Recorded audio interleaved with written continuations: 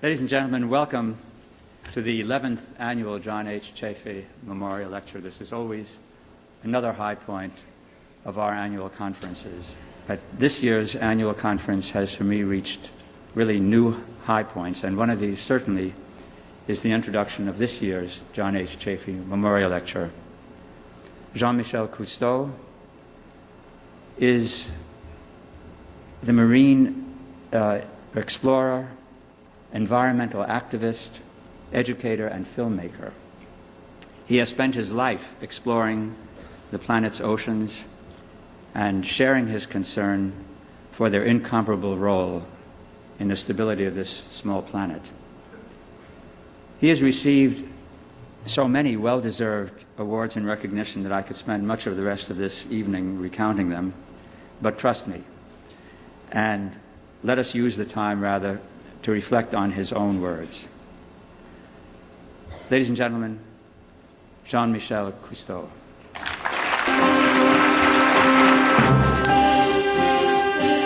With a name like Cousteau, it seems inevitable that Jean-Michel Cousteau would be involved with the ocean. It began simply enough.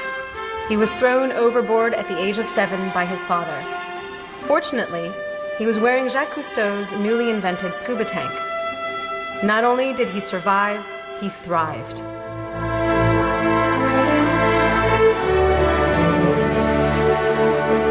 So while the sea runs in the blood of all of us, for Jean-Michel, its call was irresistible. And it is you, Jean-Michel, who will carry further the flame of my faith. The legacy was brilliant, but for the flame to be kept alive, it would have to be translated into action. This, Jean-Michel has accomplished with great humor and dedication. It's not easy, it's kind of tough. In the early 1970s, Jean-Michel was pressed into service by his father to take over production on the TV series that would revolutionize our view of the world. The rest is history. 4 decades later, Jean-Michel has produced over 85 award-winning, internationally acclaimed films, including the ongoing series with KQED and PBS, Jean-Michel Cousteau, Ocean Adventures. Among the subjects explored are gray whales, belugas, sharks, killer whales, and the Amazon River. 2 hours of this series, titled America's Underwater Treasures, explore all the National Marine Sanctuary sites and gave Jean-Michel an opportunity to describe his belief as to their importance. The underwater treasures found in these national marine sanctuaries are a microcosm of the richness of the world's ocean and represent the stewardship that must be shared around the world. In addition to films, in 1999, Jean-Michel launched Ocean Future Society to carry on his family's work and, in fact, to take it even farther.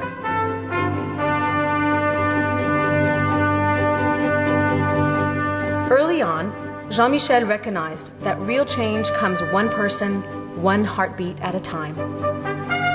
So began a 40-year educational effort, now known as the Ambassadors of the Environment Program. A hands-on educational mission that has reached tens of thousands of people and takes place in 8 countries. Now expanded into the Sustainable Reefs Program for coastal and island nations with coral reefs in peril, Jean-Michel's dedication has created a generation of ambassadors for ocean protection. As an ambassador for the sea himself, Jean-Michel's diplomacy often goes unnoticed, but he has dedicated much of his time to meeting with heads of state and heads of corporations to do the difficult work of engaging in an informed dialogue that can bring about global change by protecting the ocean. Representing environment, son of Jacques Cousteau, Jean-Michel Cousteau. The most recent example came in 2006 at a special White House screening of his ocean adventures film, Voyage to Cure. Moved by the beauty of the Northwest Hawaiian Islands and disturbed by the damaging impact on these remote areas, President George W. Bush promised Jean-Michel to take action. He then declared the Northwest Hawaiian Islands a national monument, making them at the time the largest protected marine area in the world.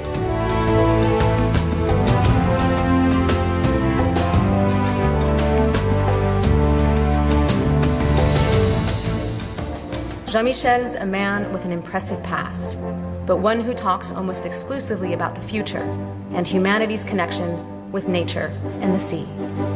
Educator, explorer, film producer, diplomat, Jean-Michel speaks to the hearts of millions of people to protect what is everyone's inheritance, this shining water planet. My good fortune is to have seen the wonders and the beauty of the sea, beyond belief, beyond imagination. My life's mission has been to share what I've seen and learned, because the more we know, the more we will fall in love with and protect this liquid planet, the miracle we call home. Let's get wet. Thank you very much.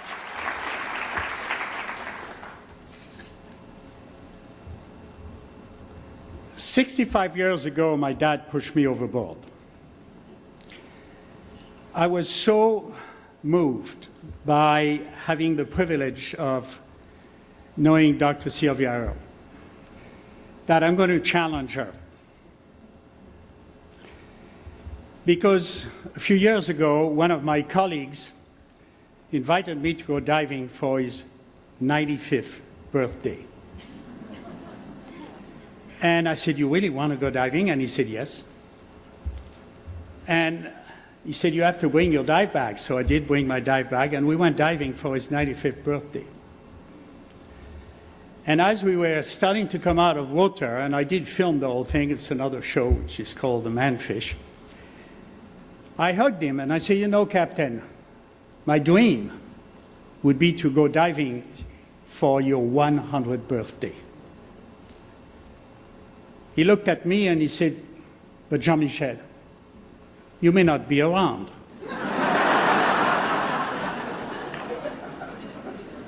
I came to the conclusion that salt preserve, and I want to go diving for your 100th anniversary or 100th birthday.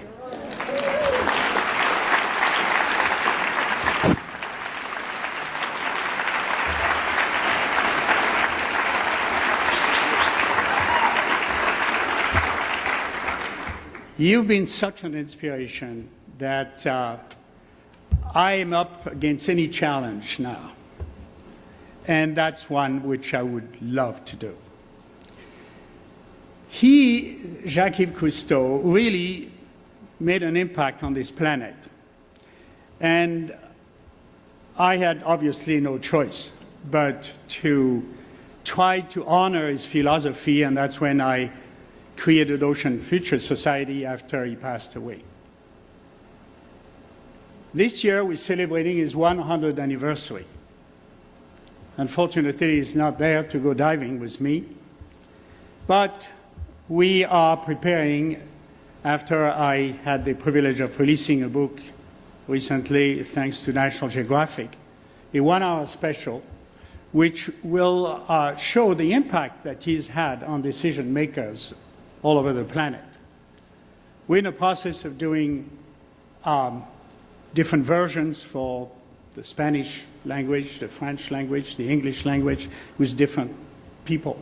But I'd like to give you a little moment of that celebration, if we can have the first DVD, please.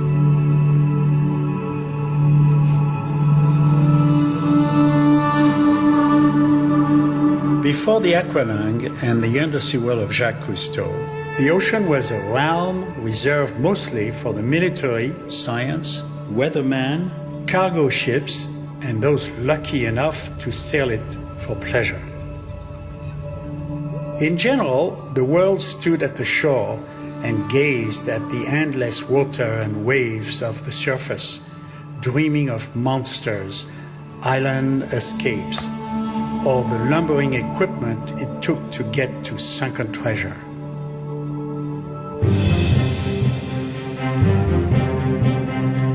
The insatiable curiosity and pioneering inventions of my father changed everything. From how we work in the sea to our fuller understanding of the sea's role in sustaining life as we know it, to an environmental movement still struggling to be heard. The smiling Frenchman with his cameras first charmed us, then he warned us, and we've never been the same. Now we need a more active army of people who love the sea, understand that there was no life without water, and that we have to put all our efforts in saving whatever can be done for the future generations. My father broke barriers twice. First with his newly invented aqualung and underwater cameras, when he entered the sea and changed our perception of the very nature of our planet. And then again, as he continued to make sense of this new world and predicted the disaster of what we have done to it. What we are facing is the destruction of the ocean by pollution and by other causes. If nothing was done today, maybe 30, 40, 50 years would be the end of everything. Part of the greatness of my father's legacy is that the beauty of the sea is such a part of our understanding that we now take it for granted. But we ignored his predictions of where we were headed if we didn't change. He claimed we had no choice but to engage in the battle to protect the sea and a warming planet.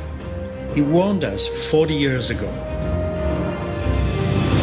On the 100th anniversary of my father's birth, we explore the deeper adventure of how he changed the world and the lives of the people he touched, and what his heirs to the legacy are trying to achieve.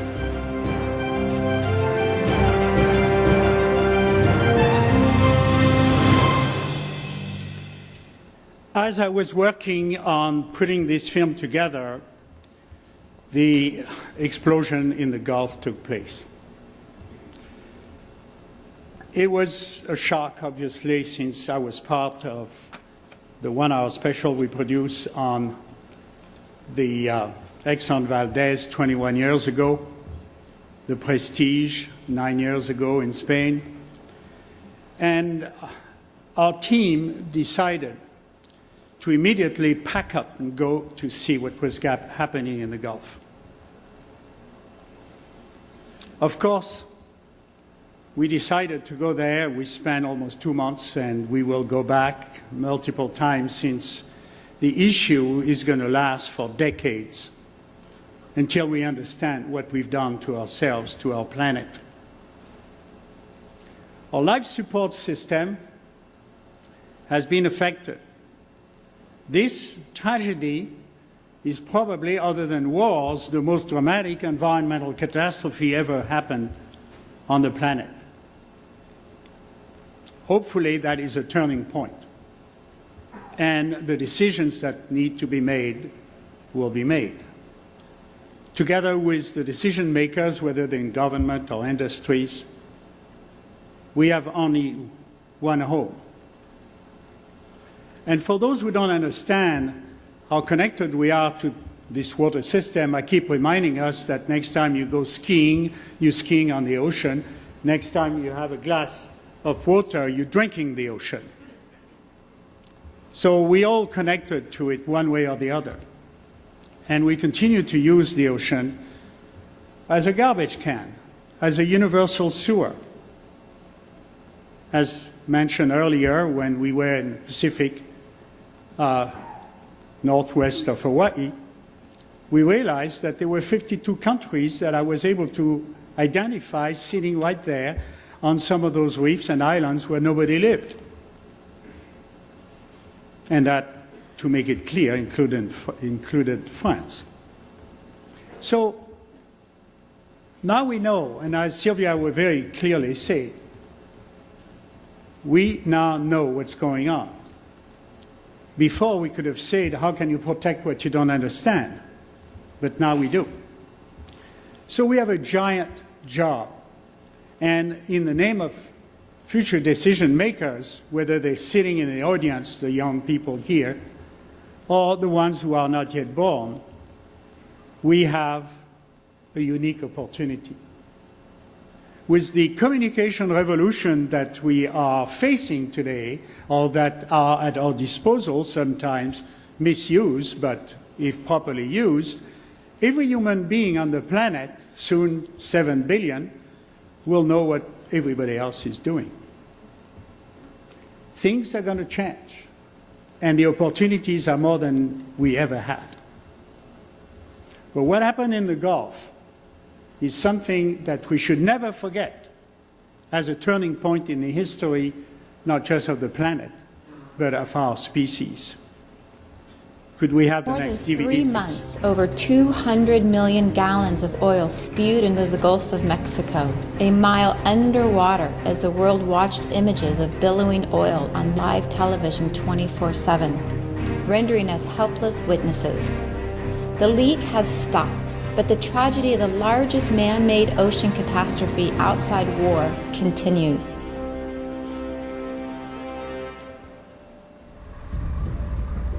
Government estimates claim that 3/4 of the oil is gone and the worst is over. Many people and some scientists think the worst is about to begin as the consequences of the living system are revealed. Jean-Michel Cousteau and his Ocean Future Society team were among the first on site to dive the oil-stained Gulf waters and to confirm the movement underwater of oil mixed with dispersants.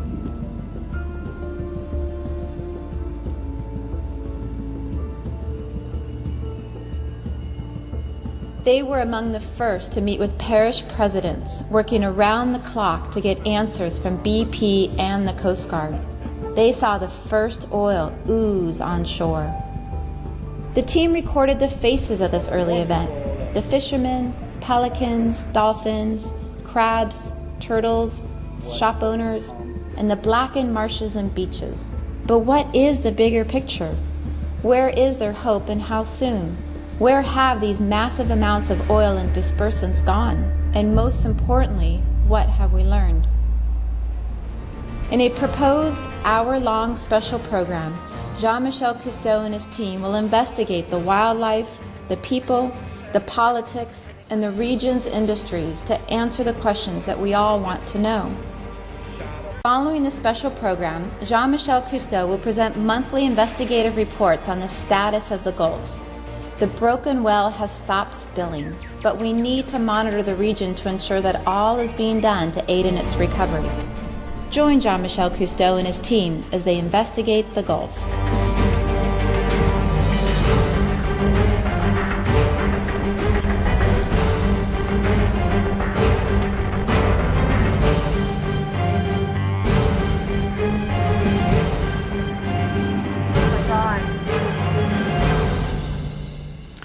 We have a unique opportunity at this time of the turning point.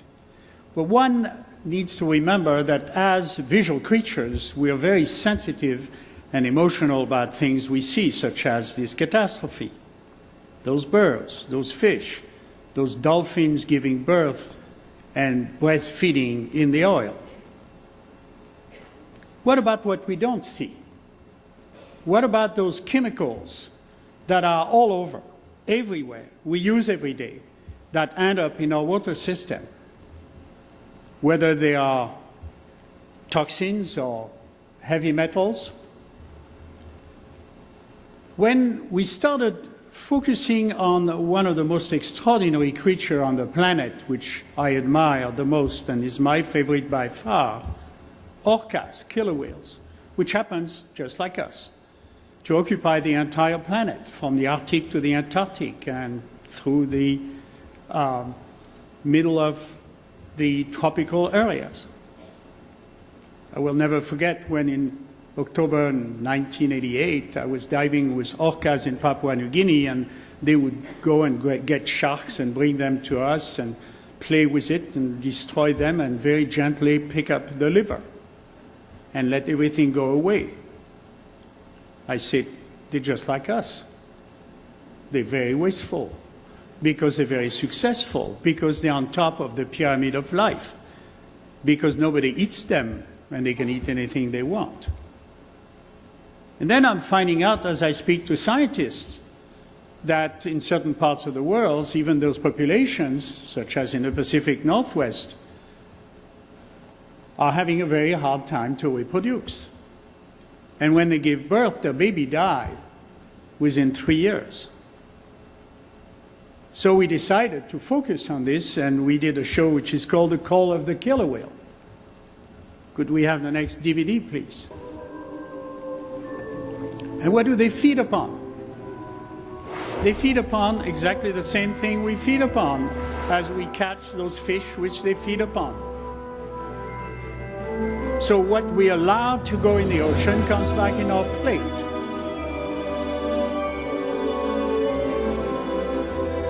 We need to listen to nature. We need to listen to not only the orcas, but many other species that are affected by our mismanagement.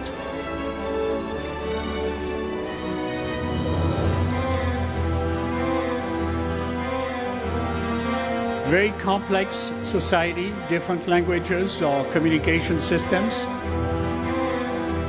A matriarchal society, it's official in their case. Extremely protective. They occupy planet ocean. They're everywhere. We need to listen. And as we're finding out now, as we have agreed on a test pilot project to be part of that testing, some of our members, Ollie Lohais, who is here, is a great contributor at Ocean Feature Society, and other of our colleagues, we were tested for over 30 chemicals and 3 metals. And we realized that that was exactly the same chemicals that we find in those creatures. So, although we don't see them, we're now getting to be affected, every one of us, on the planet. So we decided to go through that process. Could we have the next DVD, please? Today we have the results. I understand it was because of your concerns about the high level of contaminants in the orcas that led to your being curious about what these results in humans might be, especially since we consume the same fish. And also we're at the top of the food chain, just the same way the orcas are at the top of the food chain in the marine environment.